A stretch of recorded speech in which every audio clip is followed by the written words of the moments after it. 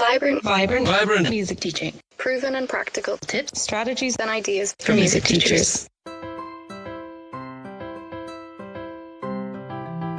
This is the Vibrant Music Teaching Podcast. I'm Nicola Canton, and you're listening to episode 2, where we're diving in and talking the P word, practice.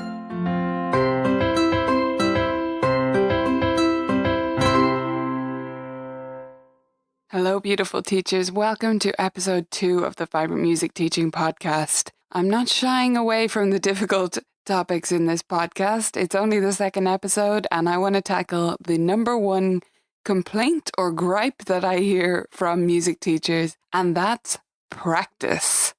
When it's not happening, it makes our jobs very difficult, and I hear more and more from teachers that students are just too busy. They have too much going on and no practice is happening. And what are we supposed to do in those circumstances? And it just ends up weighing on the teacher's mind more than anything else. So today, I want to help you tackle that practice problem, possibly before you get started again with a new school year, but this will be useful advice that you can return to again and again whenever you need a little practice pick-me-up. So, some teachers go about this by requiring practice from their students. They have a commitment. Some of them even do a contract that the student signs saying that they'll practice this amount of time each week. Now, while this is a good idea in some respects in theory, it tends to lead to a resentment of practice time. So, if a student is required to practice, that has the implication that it's like a chore. It's like being required to fill the dishwasher or put out the rubbish at the end of the day or whatever they have to do around the house at home. It's like when parents require them to do their maths homework before they have their bowl of ice cream or whatever it is. It's saying that this is a drag and you have to get through it, and then you can get your reward, or you can continue to take lessons or, right? Or maybe there's repercussions even if they don't do that. So I don't tend to go for the whole practice requirement option here, because I just think it seems too much like a chore and like something you have to be forced to do, otherwise you won't do it. And practice can be pleasurable. Now, there is a problem too with going the other way. If you leave it entirely up to them, it tends to mean that they don't ever form a practice habit, or that it's going to take a lot longer for them to do so. And while it seems like a benefit to let them practice when they want to and only when they're inspired, and we should provide music that helps them to feel inspired to practice, all of that is true, but it means that they're never going to practice as a habit, and it does make progress slower. And in my experience, making it a habit from the very start, it doesn't become a chore. It just becomes something that's a part of what they do. They make better progress, and therefore they are more inspired because they're making that good progress, and they're more able for more interesting music sooner. So when it comes to practice, with new students, I tackle this at the very first interview or meeting that I have with them and their parents.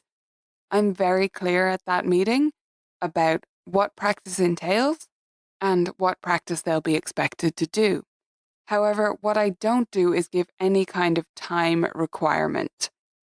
I believe that in the long term, this leads to battles between students and parents, and it also leads to this perception that it's about putting in time, and it's not. It's about getting results and doing things with their time, no matter whether they spend 5 minutes or 20 minutes or an hour at the piano each day. It's about building up a habit in the beginning, and I emphasize that to the parents and to the student. Now, if they're a transfer student, obviously that's a different story, and they'll be doing more and more effective practice strategies as we move forward together. For a new student, though, at the very beginning of their piano journey, what I want them to do is to form that habit. So I tell the parents that that is their job. It is the parents' job to form the practice habit in the beginning, and they should make that their priority. I give suggestions such as tying it to a particular activity or a particular time of day. If they're always home at 3:30, then that might be perfect. But if it varies, Maybe they do it immediately when they get in from school. Maybe it's better to do it directly after their after school snack so that they feel energized and ready. Or for some students, early morning is the best time. They get up early anyway and they like to get it in before school and know that it's finished and they can get on with their day. The key here is just that it's a habit and that it is tied to something in their day so that it becomes a regular part of the routine and just something they do. That's when they have the most success. And it makes a huge difference through my experience, whether they do this from the very start or whether we try and go back and retroactively form this habit or leave it up to them. It really is so beneficial for the parent to get involved with this from the very start and make it their mission to set up the routine so that they can form a habit. And the students who I've had this discussion with at the very start, we generally don't have a problem with practice.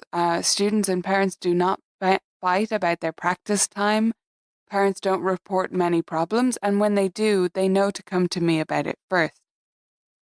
And they say that they had trouble getting to the piano this week, or he was having an off time with it, or they make suggestions about maybe this piece was too hard, or maybe they could help in some other way.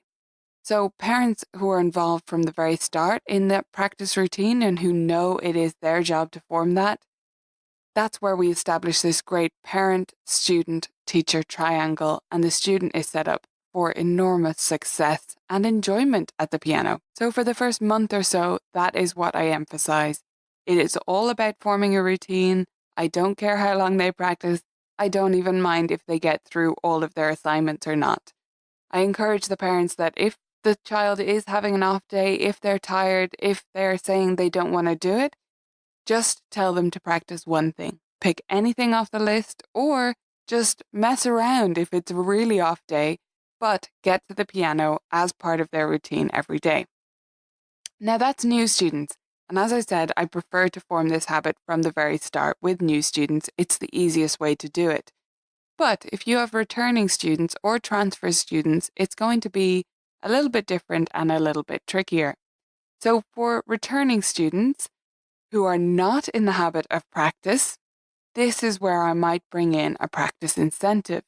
In general, I actually avoid practice incentives that are focused on minutes or days practiced or anything along those lines, because it tends to bleed into the territory of chores that need to get done and incentivizing something that should just be part of their regular routine and should be an accepted part of the process. But if they have already formed the habit of not practicing, then I think it's a different story. And I might do something like the 100 Days of Practice challenge with them to try and return them to that routine and do a bit of troubleshooting to try and get them practicing in a way that they haven't been up to this point or that they've gotten out of the habit of doing. So if you have a transfer student or a returning student who you're in that position with, they're clearly just not practicing at all or very, very little, then you are going to have quite a bit of work to do, and an incentive might just help you along the way. You don't want it to become standard, though, that they get a prize for practicing, because as soon as that prize stops, they're going to be even less likely to practice than they were before. No matter how good they are, when they're incentivized with those Smarties or whatever it is, when the Smarties go away, they're even less likely because they were only practicing to get the Smarties. And now in their mind, practice is tied to the Smarties or the M&Ms or the trip to Disneyland. No matter how big or small the prize, tying practice to something is never really a good idea long term. So a simple practice incentive that just counts up the days and rewards them with maybe a sticker or something simple is sometimes necessary with a returning or transfer student who is just well out of the habit of practicing. Now, if you have returning students who are in the habit of practicing at least a little bit, then you can do some work to make that practice even more effective. And I have several things on the blog and in the VMT library that will help with this. So working with practice kits and practice games like Practice Hero is a fantastic way to level up your students' practice, make it more effective, and do the most you possibly can with the time they have available. As I say, even if that's only 3 times a week, you can still do a lot with that time, probably a lot more than they're currently doing. So try to integrate some form of effective practice strategies, and don't ever just tell your student about this. Make sure that you do it together in the lesson. You need the lesson to be an example in good practice and what exactly they should do at home, because it is so hard for students to apply these strategies if they have not been using them in the lesson and they haven't had you to guide them through it. It's much like learning a new piece or a new concept. You wouldn't probably just leave them at it to do that at home. So you need to treat practice strategies and ideas in the same way. No matter how simple it might seem to you, it is always going to be easier for the student to just sit down at the piano at home and play through their piece from start to finish. They're always going to feel like that's the easier option if you don't walk them through it and show them the results they can get when they use these effective practice ideas. Using strategies like you find in the practice kit or in my Practice Pro course or on the Practice Hero board will help move the needle towards them being results oriented, so that they're focused on what they're getting done during their practice time and not just showing up at the piano. Now, in the Practice Pro course, which was just released in the VMT library, and members can access that now, I talk about this in terms of 3 levels of practice. Well, technically 4. So level 0 is where students are not practicing regularly at all. So if that's the case, you're going to go back to trying to form that habit and doing everything you can to work with them and the parents, have a serious chat, use incentives, do what you need to do to get them practicing at least a few times a week. Level 1 is regular practice. Now, this doesn't have to be super regular. It could be 3 days a week. I'll count that as regular practice. That's something, and for some students, we need to accept that that's what they have available, that piano or whatever instrument you're teaching is not their top, utmost priority right now, and they're having taster courses in several other activities as well. So if 3 days a week is all you can get, then take it and use it to the best possible use of that time. Which brings us on to level 2. Level 2 is about varied practice. A student who is a level 2 is doing different things during their practice time. They're not just playing their piece from start to finish. They are working with different practice strategies, practice games, and their practice looks a little bit different every day. It's not just start to finish, I am finished. There's a lot more involved than that. However, level 3 is what I call Practice Pro level. And a Practice Pro is someone who is really planning out how they spend their time in the practice room. So they're working out what needs to be done with their piece or their scales or whatever they're working on, and figuring out the best way to tackle that in the time they have available to make the most progress. Now, in the Practice Pro course, I talk about how, even as teachers, many of us are not at level 3 all the time. Sometimes we're at level 2 and we're just doing different things that might be a good idea. Sometimes we're at level 1 and we just show up at the piano or our instrument and put in some time. And I like to be honest with students about that, because if they think about practice as something that needs to be amazing or doesn't count, that's not really the right message to send, and it's not going to lead to them feeling good about their practice time. So we want to be honest about the fact that we're not always level 3. Sometimes we're level 2 and sometimes we're level 1, and that's how it's going to be for them too. But the aim is to be at level 3 as much of the time as is possible. Having that planned, focused, narrowed in practice time where they know exactly what they're supposed to be doing and why they're doing it is the best way to make fast progress at the piano.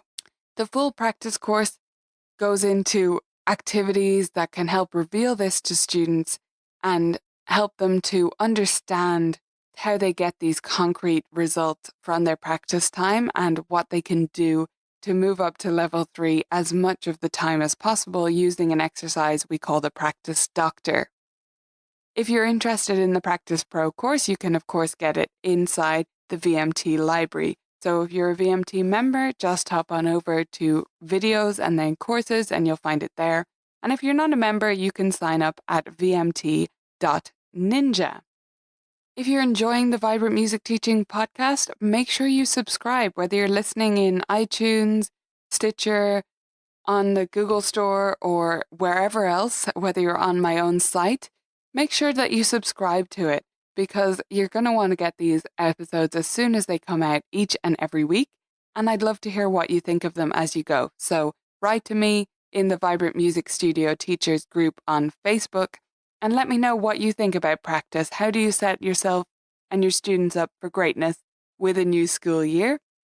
And is there any part of this that you disagree with? Do you prefer to have a requirement of minutes per week or something like that? Let me know why you think that's a better way to go, if so, or anything else you disagree with.